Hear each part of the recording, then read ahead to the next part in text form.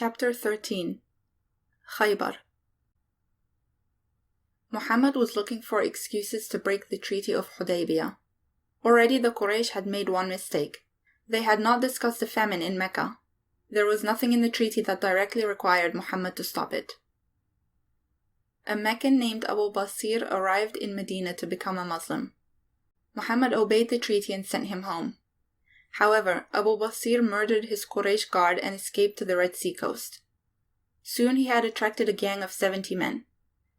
They used to lie in wait to attack Quraysh caravans, steal merchandise, and murder merchants. Within a few months, they had destroyed the Meccan trade route.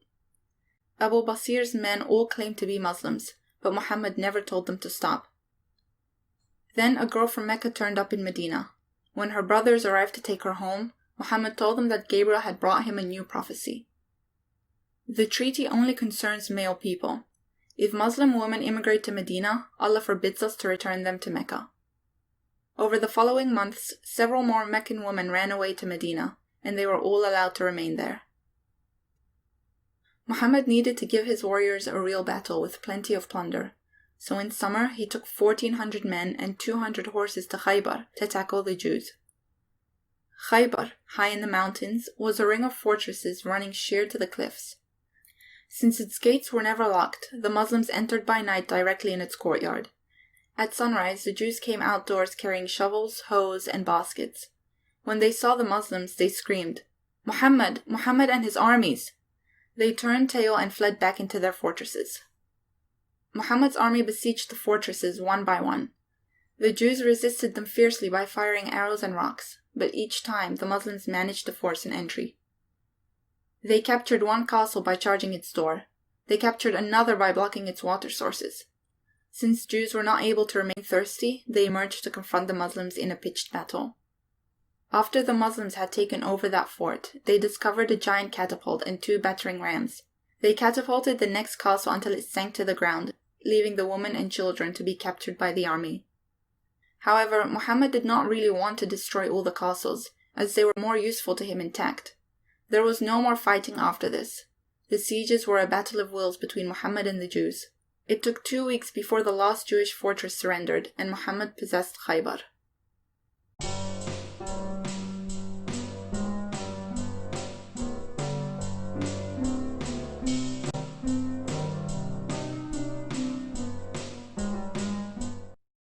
Muhammad granted the Jews their lives and the clothes in which they stood up. They gave him their land, trees, buildings, weapons, animals, furniture, pots, cloth, money, and all other property, hiding nothing from his grasp on pain of death. Since he had no slaves to farm Khaybar for him, he allowed the Jews to remain there to manage the farm in exchange for giving him half the harvests. It took 2 days to share out all the plunder. Among it, Muhammad was looking for the fabulous jewels of the Nadr tribe, but he could not find them. He called Kinana, the Nadr treasurer, who swore that he did not have the treasure. Kinana's elderly uncle then confessed under torture that some of it had been in an old ruin. Muhammad sent his cousin Zubayr to dig it up, but he saw at once that half the jewels were missing. When Kinana refused to reveal where he had hidden the rest, Zubayr lit a firebrand and pushed it into Kinana's chest. Kinana's flesh burned until he was nearly dead, but he remained silent. When it was obvious that he could not talk anymore, Muhammad ordered his head to be cut off. Then he called for Kinana's brother, Ar-Rabi'a, whom he treated the same way. But Ar-Rabi'a would not talk either. Muhammad never found the remainder of the treasure. Kinana's widow was among the war captives. She was also the daughter of Huyay, the former Nadir chief. Her beauty dazzled the Muslim warriors, and as soon as she stood before Muhammad, he claimed her as his share of the plunder. He named her Safiya because she had been his Safi, a word meaning selection from the plunder, and he married her that night. Safiya flattered Muhammad as long as he lived. After his death, she admitted, "I hated the Prophet more than anyone in the world, for he had killed my husband, my father, and my brother."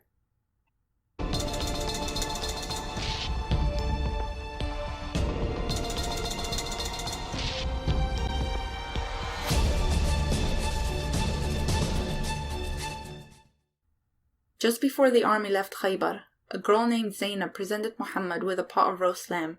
Muhammad hardly tasted the meat before he spat it out. It was poisoned.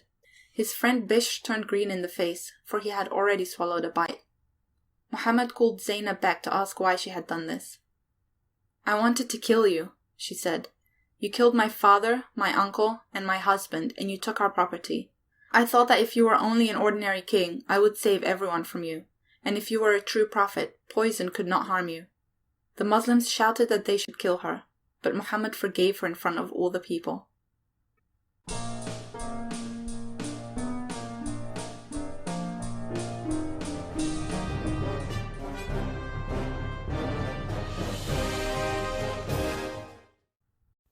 On the way home, Muhammad besieged the Jewish settlements at Wadi al-Qura.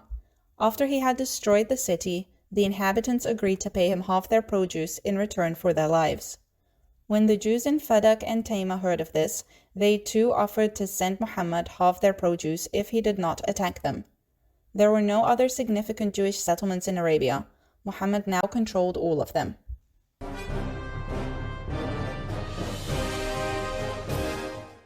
Muhammad arrived back in Medina with gifts of velvet, breads, and brass pots for his womenfolk. A diplomatic present from Egypt awaited him.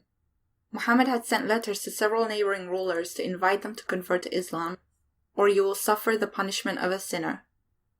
Most of them ignored him, but the governor of Egypt sent a polite reply with an array of gifts: 5 slaves, a white mule named Quickstep, a grey donkey, a cloak, 20 fine robes, and 50,000 pounds in gold.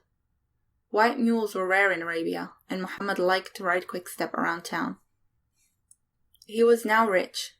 He distributed 1/10 of Khaybar to himself, 1/10 to his wives, cousins, and best friends, 3/10 to the Islamic State, and the remaining half among the warriors who had fought in the campaign. "Now we'll have enough to eat," exclaimed Aisha. She was disappointed. Since the family remained hungry as often as not, they must have donated most of their income to the poor or to the Islamic army. Fatima and Ali also complained that their children were hungry. Aisha organized her co-wives into a lobby to beg Muhammad for money that would be truly their own. He firmly refused. Muhammad spent some of his new wealth on renovating the mosque.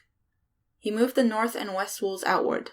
Abu Bakr had to relocate his house in the process, until the courtyard was nearly twice its original size. To improve his volume for his growing audience, he commissioned a slave to build him a tamarisk wood pulpit, high enough to require 2 steps up to his seat.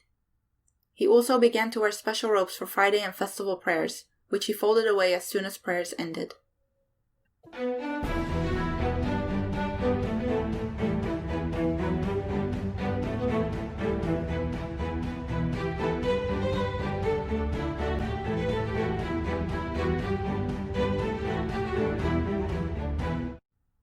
He could now afford to equip a hired army. He could think realistically about conquering Mecca. He certainly did not want to wait out the 10 years of ceasefire that the Treaty of Hudaybiyah required. Instead, Abu Sufyan traveled to Medina to appeal for an end to the famine. "You say that Allah sent you as a mercy for all the world," he told Muhammad, "yet you have killed the fathers with the sword and the children with hunger. You ordered us to keep good relations with family, yet your Quraysh family is dying out." After some negotiating, Muhammad gave the order to Thumama, and Thumama stopped blocking the trade routes into Mecca. Muhammad no longer needed to starve the Meccans. He had enough control over them through the Muslim bandit Abu Basir. The final crime of Abu Basir's gang was to jump on a caravan of 30 camels and strip each merchant of 1,500 pounds. The enraged Quraysh wrote a desperate letter to Muhammad. "We beg you, summon those men to yourself and inform them that they may take refuge in Medina, for we do not want them." As it happened, Abu Basir was too ill to travel, and he died with Muhammad's summoning letter in his hands, but his 70 friends marched into Medina. The humiliating rule that required Muhammad to return runaways to Mecca had been cancelled. Scores of deserters from Mecca could now travel freely to Medina. The Muslims attributed these conversions to the civilized debates that could occur under the ceasefire. However, many of the converts were violent young men who wanted to fight, or realistic types who wanted to join the winning team, for it was obvious that the Quraysh were exhausted. Among these new converts was Khalid, commander of the Meccan war horses, who now volunteered to lead Muhammad's armies instead. Some of the conversions were helped along by bribery. One slave escaped to Medina in search of freedom. Muhammad had already accepted his oath of loyalty when his master turned up to demand his property back. Muhammad settled the problem by buying up his new friend with 2 black slaves whom he had happened to have in his possession. After that, he was careful to ask immigrants if they were free before accepting their oaths.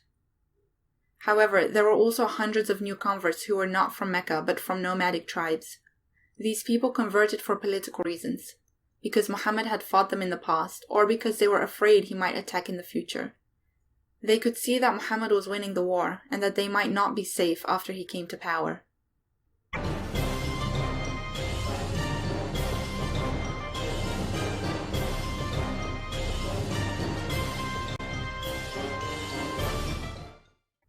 That winter, Muhammad sent out 3 more military expeditions against his old enemies, the Ghatafan. The 3rd time it was because they looked as if they might attack. He also attacked the Kilab, and he tried to attack the Hawazin, but they were nomads and he never located them. In spring he made another assault against his inveterate foes, the Sulaim, but the Sulaim were ready for him. When the Muslim commander challenged them, "Convert to Islam or we will fight you," they replied, "We don't want your Islam," and rained a volley of arrows. The Muslims were defeated.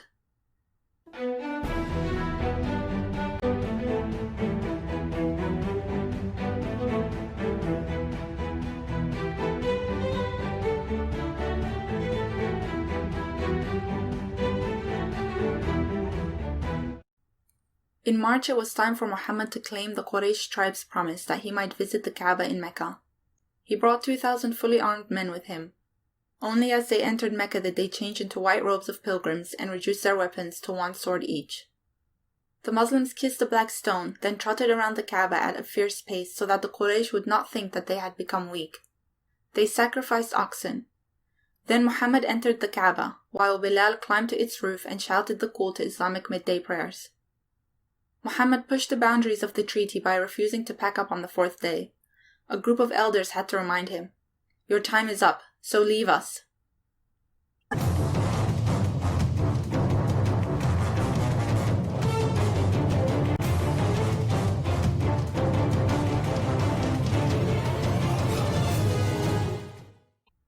From this time onward, Muhammad was frequently in pain. He blamed the drops of poison that he had swallowed from the roast lamb in Khaybar. His friend Bishr, who had swallowed a whole mouthful, was paralyzed for nearly a year before he finally died.